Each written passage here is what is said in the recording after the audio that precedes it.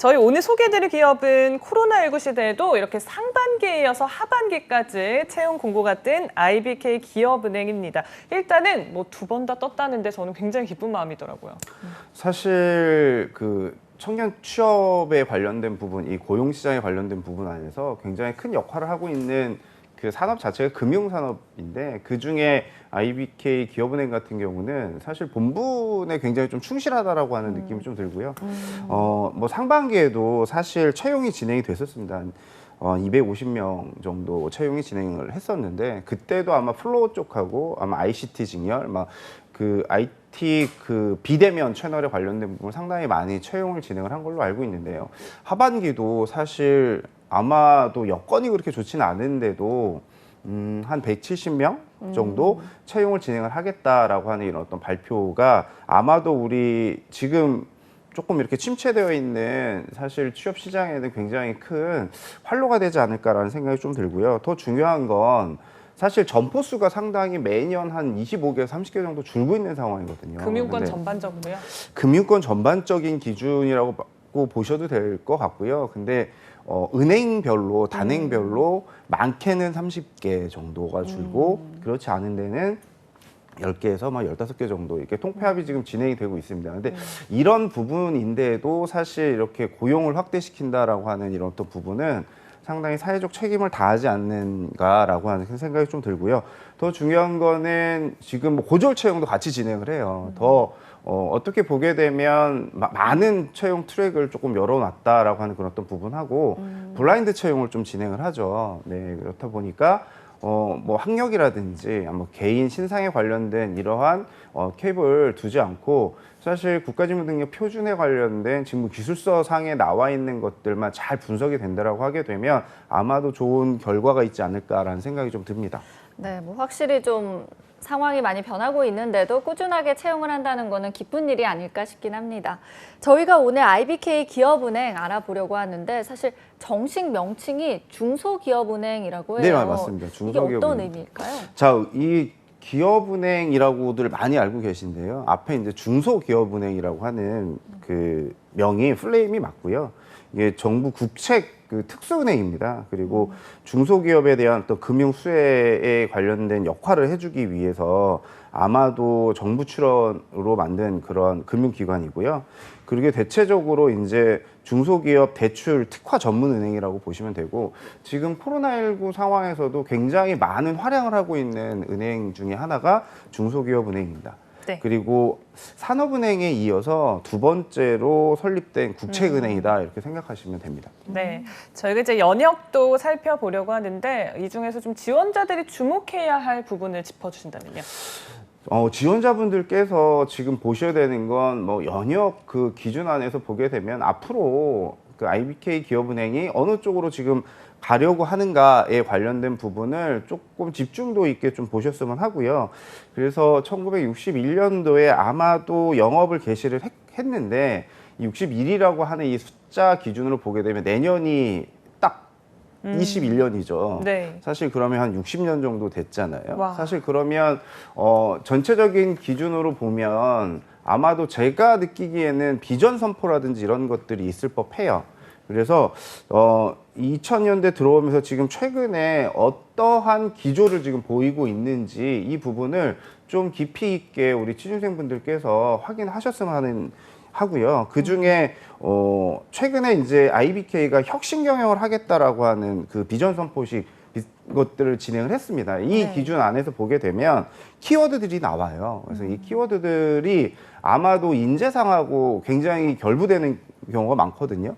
그래서 인재상 기준 안에서 고객에게 실질적으로 어떠한 서비스를 제공해 주겠다라고 하는 이런 어떤 부분, 그리고 2000년, 2020년 이 기준으로 보게 되면 최초로 은행 금융회사 최초로 비대면 담보대출 그 상품을 지금 걸었어요. 그래서 이 부분이 어떻게 보게 되면 근로자, 소위 말하면 은행 행원의 역할보다 사실 디지털 금융이라든지 이런 쪽으로 한 발 더 진일보 진전을 했다. 이렇게 조금 확인이 되면 아마도 어떤 역량을 조금 더 확대시키고 강조를 해야 되는지 아마 우리 취준생분들께서 충분히 이해를 하실 거라고 저는 생각이 좀 듭니다. 네. 비대면 담보대출이라는 게 어떤 걸까요? 자, 비대면 담보라고 하는 건 그 채권의 설정이라고 하는 거를 해야 되는데요. 기존에는 아마도 이 전산 체계가 아마도 다 만들어져서 이 담보에 관련된 부분을 은행에서 은행원들이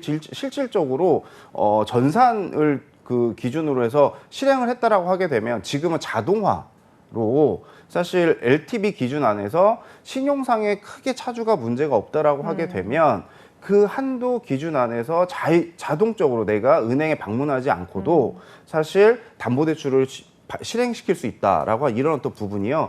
은행 행원 입장에서도 굉장히 많은 부분이 업무적인 부분이 상당히 줄어든 거고요. 고객 입장에서도 굳이 방문하지 않고 내가 앉은 자리에서 내 정보를 투입을 하게 되면 그러한 심사라고 하는 그 과정을 일괄되게 한 번에 원사이클로 진행을 해서 네. 아마도 대출 실행이 된다라고 하게 되면 제가 지금 투입을 하게 되면 바로 5분 안에 받을 수 대출이 실행이 와. 되는 거죠. 야. 그래서 굉장히 시스템적으로 보게 되면 상당히 진전이 돼 있다라고 하는 이런 부분을 우리가 보실 수가 있습니다. 네, 확실히 효과적이고 좀 효율적인 것 같다라는 생각이 드네요. 저희 아까도 잠깐 언급해 주셨습니다만 비전을 좀 주목해 봐라 하셨어요. 어떤 네네. 철학 그리고 또 비전을 가지고 있을까요? 사실 그 전 채용에서 아마 우리 취준생분들께서도 쭉 확인 한번 해보셨을 텐데요. 이게 아마도 행장님이 뭐 교체가 되고 뭐 그 의사결정자들이 바뀌게 되면 새롭게 우리가 어떻게 가겠다라고 하는 내용을 좀 발표를 합니다. 그래서 아마도 차이가 조금 있는 게 초일류 금융그룹으로 우리가 앞으로 나가겠다라고 하는 기준을 사실 잡았고요. 그 기준 안에 보게 되면 경영을 하는 데 있어서 어떠한 베이스로 조금 진행을 하겠다라고 하는 것들이 명명이 되어 있습니다. 여기서 제가 눈에 띄는 건 혁신금융이에요. 혁신. 제가 말씀드렸듯이 은행권 최초로 담보대출, 그러니까 비대면 담보대출을 출시를 해서 지금 서비스를 제공해 드리고 있고 거기에 바른 경영이라고 되어 있는데 사실 국책은행이잖아요. 그래서 네. 국책은행이 가지고 있는 그러니까 일반 그 리테일 쪽에 금융을 하는 은행들하고 약간 차이가 있는 게 정부 출연 기관이라고 하는 거죠. 이제 네. 이런 어떤 특성에 맞춰서 바른 경영을 하겠다. 그러니까 준법 정신에 관련된 부분을 지키고 그리고 사회적 책임을 다해서 사실 같이 상생하는 그런 금융기관으로 발전을 좀 하겠다. 이런 어떤 부분하고 사실 그 26대 그 은행장이신 그 윤종현 행장님께서 굉장히 강조한 메시지 중에 하나가 뭐냐면 초일류 금융하고 혁신 금융이에요. 거기에 바른 경영. 이런 어떤 키워드들을 우리가 아마도 깊이 있게 조금 확인을 해보실 필요가 조금 있습니다. 여기에 성과에 관련된 부분도요, 당연히 좀 들어가는 거예요. 자, 바른 경영을 하면서 성과를 만들어내겠다. 이거 굉장히 좀 쉽지는 않지만 이런 능력, 이런 자질을 갖고 있는 인재에 관련된 부분을 얼마든지 열어놓고 지금 그 은행 내에서도 양성을 하고 소위 말하면 그 뭐 채용을 통해서 그 경쟁력을 가져가려고 하는 굉장히 많은 노력을 하고 있는 은행이 IBK 은행이다, 기업은행이다 이렇게 보시면 될 것 같습니다. 네. 그럼 이런 비전을 좀 달성하기 위해서 어떤 부분을 중점적으로 집중하고 있는지도 알려주시죠. 네, 뭐 그런 것 같아요. 그러니까 업무적인 기준 안에서 보게 되면 두 분도 은행을 선택을 할 때 그런 것 같아요. 아, 이 금융회사가 사실 나에게 신뢰를 주나? 라고 하는 거. 그리고 그 신뢰를 바탕으로 상품에 관련된 부분은 어떻지? 그쵸. 라고 하는 거. 이 상품에 관련된 기준 안에서는 충분히 전문성을 지니고 있는 집단인지 그렇지 않은지. 그리고 그 안에 근무하는 사람. 사실 금융회사들은 일반 산업군하고 약간 조금 차이가 있는 게 제가 일전에도 한번 살짝 방송에서 말씀드렸었는데 인재, 사람에 대한 중요도가 상당히 좀 높아요. 그 사람 한 명이 그 만들어내는 퍼포먼스 자체가 일단 다른 그런 어떤 산업하고는 확연히 좀 차이가 난다라고 하는 이런 어떤 부분 때문에 인재, 사람에 관련된 부분을 상당히 좀 강조를 많이 하고 거기에 시스템적인 부분도 상당히 많이 강조를 한다라고 하는 부분을 눈여겨 좀 보시면 좀 좋을 것 같습니다. 이런 내용들을 뭐 IBK 기업은행 홈페이지에 들어가면 확인을 할 수 있을까요? 네, 아주 친절히 금융회사들은요. 다른 뭐 대기업들도 마찬가지고 다른 산업들도 마찬가지지만 굉장히 친절하게 안내가 다 돼 있어요. 가이드라인 기준으로. 리크루트 사이트 안에 들어가시면 지금 최근에 입사한 그리고 여러분 선배들의 인터뷰도 상당히 많이 올라와 있고요. 그리고 업무적인 기준으로 보게 되면 어떤 직무를 하고 있냐라고 하는 굉장히 구체적인 내용까지도 안내를 좀 해드리고 있어요. 그러니까 이 기준대로 보시면 사실 취준생들께서 보셔야 되는 게 최근에 그 금융 환경이 조금 안 좋다라고 하지만 네. 이 안 좋은 상황에서도 꼭 보셔야 되는 게 여기 경영 지표라든지 그리고 여기에 보게 되면 내규에 관련된 부분도 상당히 많이 올라와 있어요. 그리고 법률 있죠, 법률. 네. 그러니까 최근에 그 개정되거나 변경된 이런 어떠한 그 법률적인 내용까지도 이런 것들까지도 굉장히 많이 친절하게 안내가 되어 있고요. 거기에 경영 지표라고 하는 것들을 좀 보실 필요가 조금 있어요. 앞으로 기업은행이 어느 쪽으로 좀 가고 있느냐라고 하는 거. 그리고 내년에 제가 조금 여기 지금 저희 그러니까 제가 준비한 자료에는 없는데 2021년도에 굉장히 금융권에서 이슈가 되는 게 어떤 거냐면 금융 소비자 보호에 관련된 게 실질적으로 이제 시행이 돼요. 이게 네. 언제 시행이 되냐면 2021년 3월 25일 날 시행이 됩니다. 지금은 사실 법이 이 입법 예고가 된 상태고요. 네. 그렇다라고 하면 지금 금융회사 내부에 근무하고 계신 분들이 어떤 교육을 많이 받냐. 이 내용에 관련된 교육을 상당히 강조해서 교육을 받고 계세요. 네. 그러면 우리 취준생분들께서 어떤 것들을 준비해야 되냐. 앞으로 금융 트렌드가 금융 소비자 보호에 관련된 부분으로 가는구나. 그러면 이 내용에 관련된 부분, 최근에 문제가 됐었던, 한 1년이 안 됐을 텐데, DLS, DLF에 관련된 이슈가 되게 컸었어요. 사실 이게 뭐냐면, 불안전 판매에 관련된 부분. 네. 불안전 판매가 시행이 돼서 깡통 계좌가 됐다라고 해서 만약에 뭐 만기 그 연금을 수령하시는 분들이 일체적으로 연금을 다 DLS나 DLF에 투자를 해서 사실 5억짜리 그 연금 통장이 사실 뭐 제로가 되고 뭐 이런 어떠한 문제가 돼서 사실 판매하는 그 자체에 관련된 부분 안에서 과거에는 금융 소비자가 상당히 많은 리스크를 죄송합니다. 네. 죄송합니다. 리스크를 안았다라고 하게 되면 최근에는 어떠냐? 금융기관에서 가지고 있는 그 본분을 다 해야 된다. 이게 좀 굉장히 많이 강조가 되는 것 같습니다. 네, 그만큼 은행의 역할이 더 커진다라고 볼 수 네네, 있을 맞습니다. 것 같습니다. 자, 저희가 그러면 2020년 하반기 채용 공고 이제부터 좀 자세히 들여다보려고 하는데 일정 간략하게 짚어주시면요. 네, 일정은 11월 9일부터 죄송합니다. 19일부터 23일까지 채용 공고가 지금 올라오게 돼 있고요. 네. 거기에 이제 지원서 관련된 부분은 사실 12일부터 23일까지 이렇게 리크루트 사이트에서 실질적으로 온라인으로 지금 신청하고 제출하게끔 되어 있습니다. 네. 거기에 조금 더 제가 말씀드리고 싶은 거는 올라와 있는 기존의 자료들을 조금 면밀히 좀 검토를 하시게 되면 상당히 조금 접근하기가 조금 쉬울 거다라는 생각이 좀 듭니다. 네.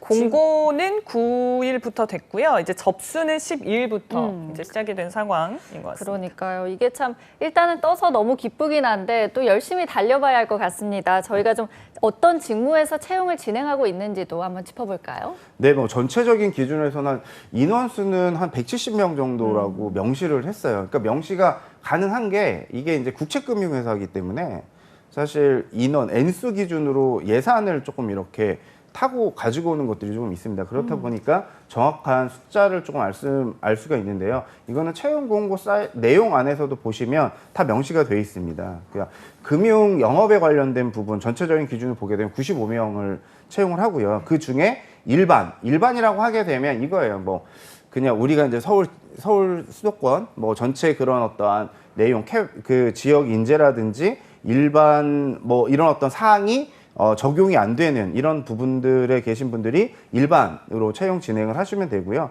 그리고 지역 할당에 관련된 부분은 해당 지역에서 지원자가 한 5년 정도 꼭 근무를 하셔야 되는 그런 어떤 조건이 있습니다. 이런 어떤 조건에 대한 어떤 채용이겠죠. 네. 그 인원수가 51명 정도 되고요. 그리고 그 직무적인 기준으로 보게 되면 이게 이제 금융 영업에 관련된 부분이고 거기에 이제 디지털 쪽 같은 경우는 25명 그리고 금융 전문이라고 해서 여기는 사실 기획이라든지 상품에 관련된 전략을 좀 수립을 하고 그러니까 전문가 집단이거든요. 요 관련된 부분이 조금 눈에 들어오는데 과거에는 이렇게 뽑지 않았어요. 기업은행이. 네. 근데 올 하반기에는 직렬에 관련된 부분을 조금 나눠서 이 캡을 조금 씌워서 조금 뽑는다라고 하는 거. 네. 여기에 계신 분들은 아마 조건들이 조금 있어요. 학위에 관련된 부분이라든지 이런 어떤 내용들이 있는데 사실 그게 필수에 관련된 부분은 아니지만 우대 사항에 관련된 부분을 이렇게 명시를 조금 해놨다라고 하는 부분을 주의 있게 좀 보시면 될 것 같고요.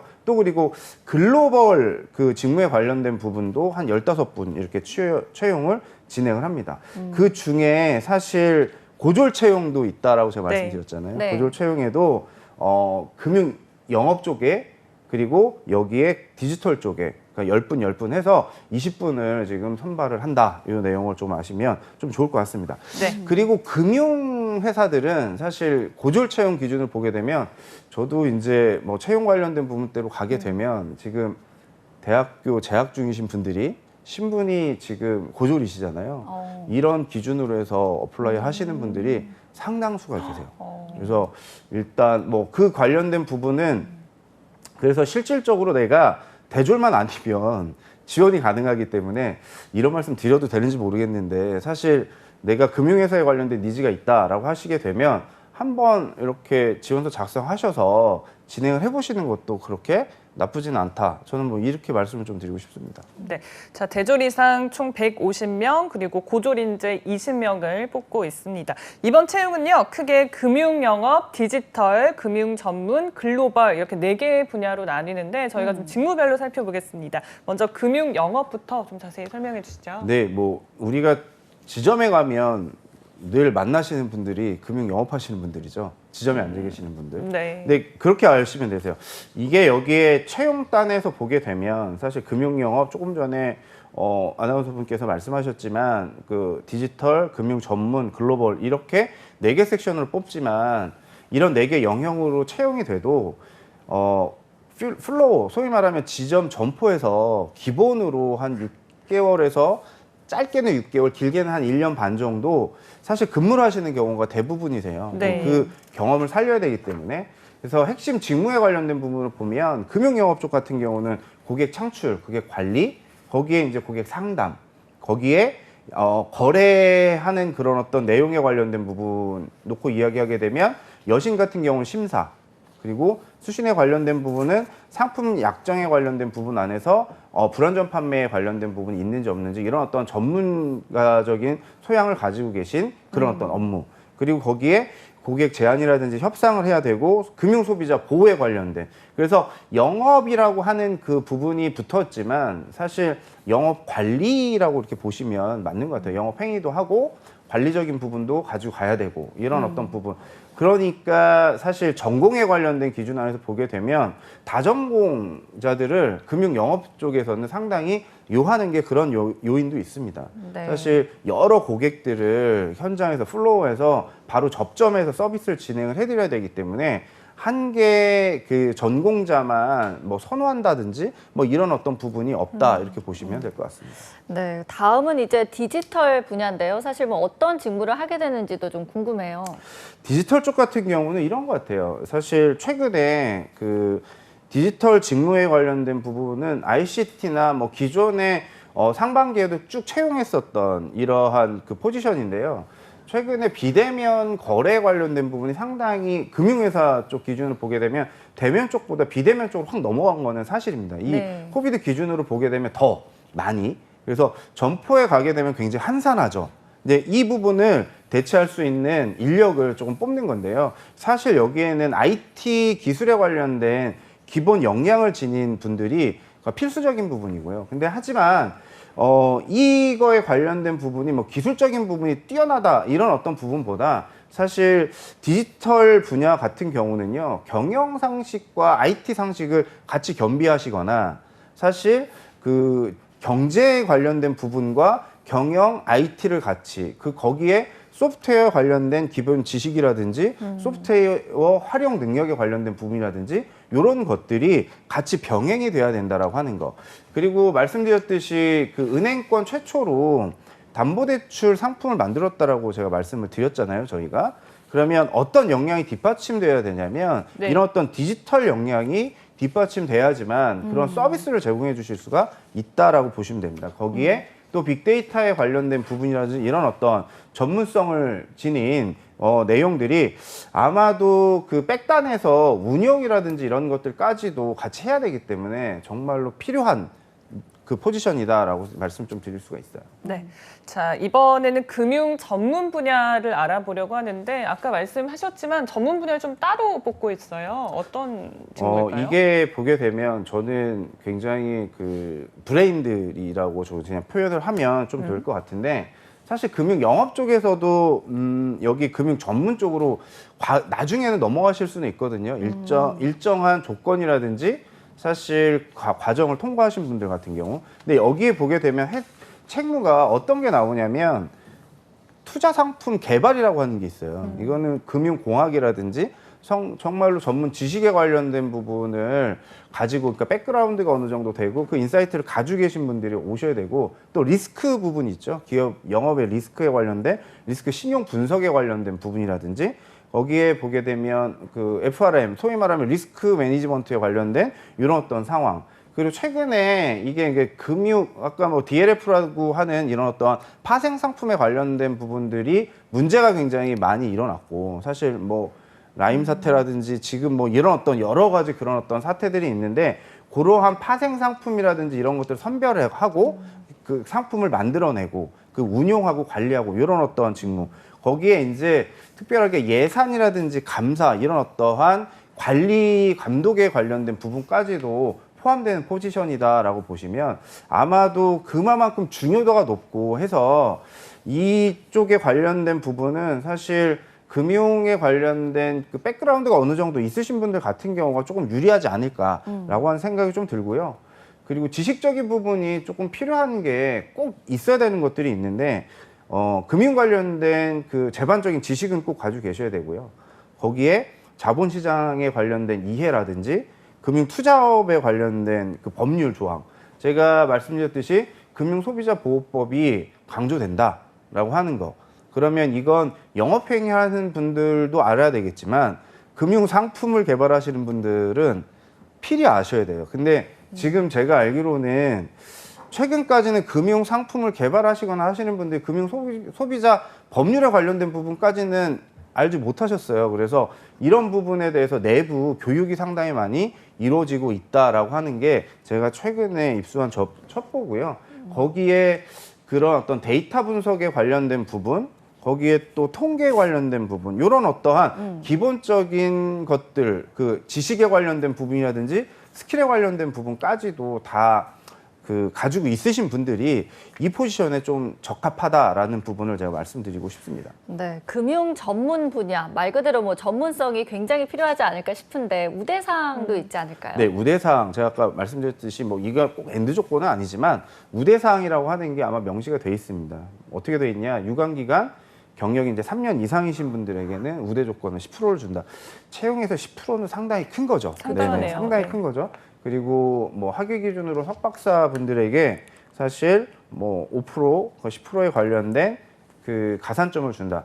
여기는 말 그대로 이제 전문가 집단이기 때문에 요 과정, 이 부분이 명시가 되시는 분들은 뭐 문호 열렸으니까 언제든지 오세요라고 하는 이런 어떤 부분인 것 같습니다. 그래서 좀 보셔야 될 게 필기 시험도 상당히 좀 어려워요. 사실 범위가 굉장히 광범위하기 때문에 여기는 사실 기획적인 업무하고 사실 전략적인 업무가 주로 이루어진다라고 이렇게 보시면 될 것 같아요. 네. 자, 그럼 저희 마지막 분야 글로벌 살펴보려고 합니다. 아무래도 뭐 초일류 금융 기업을 또 지향하는 만큼 해외 진출도 활발해질 것 같은데 어떤 역량이 좀 필요할까요?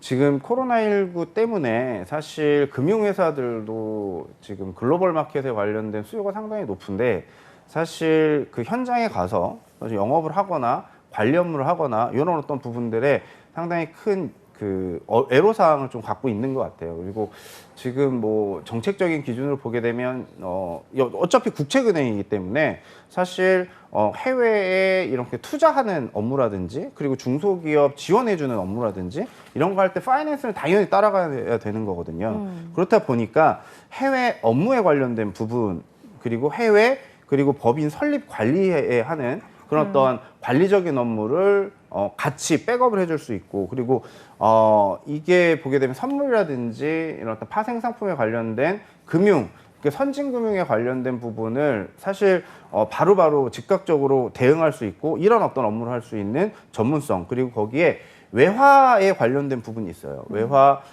조달이라든지 환대출에 관련된 이 전문 그리고 거기에 환 리스크에 관련된 해지는 어떻게 해야 되느냐 우리가 뭐 키코 사태라고 하는 것들을 아마 들어는 보셨을 텐데 네. 거기에 관련된 부분이 업무적인 기준을 보게 되면 글로벌 여기 포지션에 있으신 분들이 하는 직무다 이렇게 보시면 됩니다. 그리고 거기에 리스크 관리 그리고 프로젝트 관리라고 하는데 그런 대체적으로 보게 되면 신남방 정책이라고 해서 이 메콩강 유역에 있는 5개 국가에 정책 자금이라는 이런 것들을 지원을 해준다라고 하게 되면 여기에 프로젝트 기준으로 보게 되면 관리되는 이런 어떤 자금들 이런 것들을 운영하고 관리하는 거 이런 어떤 포지션이라고 보시면 될 것 같아요. 네, 저희가 이렇게 좀 여러 가지 분야에 대해서 알아봤는데 일단 뭐 공통적으로 좀 적용되는 우대사항은 뭐가 있을까요? 네, 공통 우대사항이라고 하는 건 사실 이런 것들이 있어요. 그러니까 외국어에 관련된 부분 당연히 글로벌에 관련된 기준에서 보게 되면 이거는 금융 영업 쪽도 마찬가지인 것 같고요. 제가 보기에는. 금융회사에서 나 업무를 하시겠습니다라고 하시는 분들은 기회가 앞으로는 상당히 많이 열려 있어요. 그래서 어학에 관련된 부분 여기서 보게 되면 좀 5% 그리고 영어에 관련 5% 그리고 제2외국어에 관련된 부분 5% 거기에 또 유관 기관에 사실 경력이 있다라고 하는 부분에서 보게 되면 10% 우대를 해줘요. 네, 이 내용은 글로벌 분야인 거죠. 글로벌 분야고 사실 이 일반적인 기준에서 보게 되면 공통적인 부분에서는 이 장애인 부분이라든지 그리고 국가 유공자에 관련된 부분 그리고 자격증 소지자에 관련된 부분이 있어요. 이 네. 섹터가 있는데 이 자격증에 관련된 부분 사실 그 전문 자격증들을 이야기합니다. 네. 그러니까 공인회계사라든지 변리사, CFA 뭐 이런 것들은 15% 정도 그리고 나머지는 한 10% 정도 그리고 여기서 보게 되면 리스크 쪽이라든지 뭐 CFA, CFP 뭐 이런 것들은 5% 그리고 청년 인턴 관련된 부분 수상자들에게도 한 10% 정도가 있습니다. 그래서 굉장히 열심히 하신 분들에게는 그만큼 기회를 많이 주겠다라고 하는 게 기업은행이 추구하는 채용 트랙 안에서 반영을 시키고 있습니다. 네. 자, 이렇게 저희가 IBK 하반기 채용 공고를 살펴봤는데요. 마지막으로 지원하는 분들 좀 사전에 충분히 숙지했으면 좋겠다 하시는 그런 이슈들 짚어주시죠. 지금 팬데믹 때문에 사실 다 어렵다라고 하는 것도 다 알고 있어요. 그리고 디지털 금융에 관련된 부분은 뭐 강조할 수밖에 없는 그런 어떤 부분이고요. 이거는 금융 영업도 마찬가지고 전문 쪽에 관련된 부분 그리고 디지털 쪽 같은 경우는 당연히 알고 계셔야 되는 거고요. 앞으로 5년 후 금융 환경이 어떻게 변할 것이다라고 하는 예측에 관련된 부분을 한번 여러분들께서 곰곰이 한번 생각을 한번 해보셨으면 하는 게 제 당부고요. 이 부분이 해결된다라고 하게 되면 아마도 정말로 좋은 결과가 있을 거라고 확신할 수가 있어요. 네, 그럼 마지막으로 IBK 기업은행 지원 원하시는 분들에게 조언 한마디 해주세요. 자, 포기하지 마시고요. 네, 최선을 다해서 지금 현재 필요한 유닛이 어떤 건지 내가 정말 잘하고 잘 준비된 게 뭔지에 관련된 부분으로 강조를 해주셨으면 하는 게 제 바람이고요. 하나, NCS 국가직무능력 표준에 관련된 부분 안에서 직무에 관련된 부분으로 좀 깊이 있게 꼭 분석을 한번 해보셨으면 하는 게 제 당부드리고 싶은 말씀입니다.